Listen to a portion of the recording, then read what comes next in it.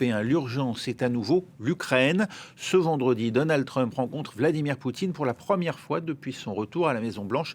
Ce sera en Alaska, avec en ligne de mire les conditions d'un cessez-le-feu, mais sans Volodymyr Zelensky. Le président ukrainien n'est pas convié. Conséquence, l'Union européenne réunit en urgence ses ministres des Affaires étrangères. Ce lundi, Jean-Jacques Herry, vous êtes à Bruxelles pour France 24. Quel est l'objectif de cette rencontre en visioconférence prévue pour le milieu d'après-midi ? Eh bien, il s'agit de réussir à faire front commun pour tenter de peser sur des négociations dont les Européens sont complètement tenus à l'écart. Pour résumer, tout le monde a peur en Europe d'un accord sur l'Ukraine sans que les Ukrainiens n'aient leur mot à dire. Alors la réunion, elle est prévue tout à l'heure à 16h, vous l'avez dit, elle s'inscrit dans la droite ligne des nombreux contacts et des discussions entre les chancelleries européennes qui ont émaillé tout le week-end afin de déterminer la meilleure stratégie pour ne pas être écarté des négociations. Tout accord entre les États-Unis et la Russie doit inclure l'Ukraine et l'UE, car c'est une question de sécurité pour l'Ukraine et pour l'ensemble de l'Europe, a ainsi écrit dans un communiqué ce week-end Kaja Kallas, la chef de la diplomatie de l'UE.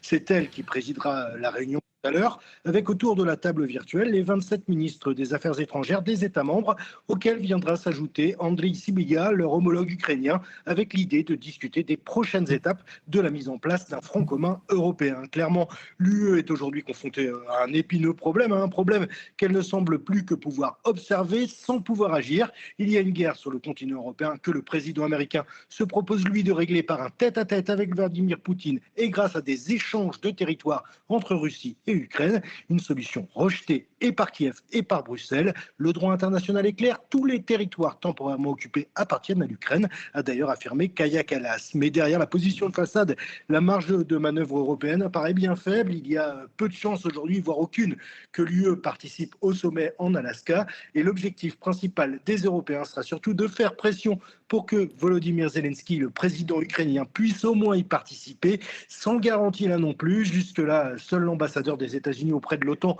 avait laissé entendre hier que cela pourrait être possible. Et hier encore, J.D. Vance, le vice-président américain, a quand même lui aussi précisé que l'administration américaine travaillait à programmer le moment où les trois dirigeants pourraient s'asseoir et discuter de la fin du conflit en Ukraine, sans que l'on sache si ce moment pourrait arriver dès vendredi, ce qui paraît quand même hautement improbable. Merci Jean-Jacques Herry en direct de Bruxelles pour France 24.